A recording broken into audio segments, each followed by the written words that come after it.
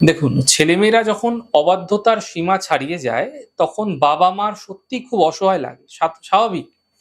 বাবা-মার কথা তারা শুনতে চায় না, কাউকে মানে না, সে নিজের মতো চলতে থাকে, কাউকে পাত্তা দেয় না। ভুলভাল মানুষের সঙ্গে মেলামেশা, উল্টোপাল্টা বন্ধু-বান্ধব করে জীবনের বিভিন্ন ঝঞ্ঝাট সে কিন্তু ডেকে নিয়ে আসে, বিভিন্ন ঝঞ্ঝাটের মধ্যে সে পড়ে যায়। এমন ক্ষেত্রে কিন্তু সত্যিই যারা বাবা আছেন, মা আছেন, তারা ভীষণ অসহায় বোধ করেন। তাই আমি আপনাদের আজকে একটি উপায় বলছি, যদি আপনি সন্তানের মা আছেন অথবা আপনি বাবা আছেন, তাহলে আপনি এই উপায়টি আপনি আপনার সন্তানের ভালোর জন্য করতে পারেন। এই যে নবরাত্রি শুরু হচ্ছে, নবরাত্রিতে ষষ্ঠী তিথি চলাকালীন এই প্রক্রিয়া আপনাকে শুরু করতে হবে। দেবী দুর্গার চিত্র সামনে রেখে এই একটি ছোট্ট মন্ত্রের জপ আপনাকে করতে হবে।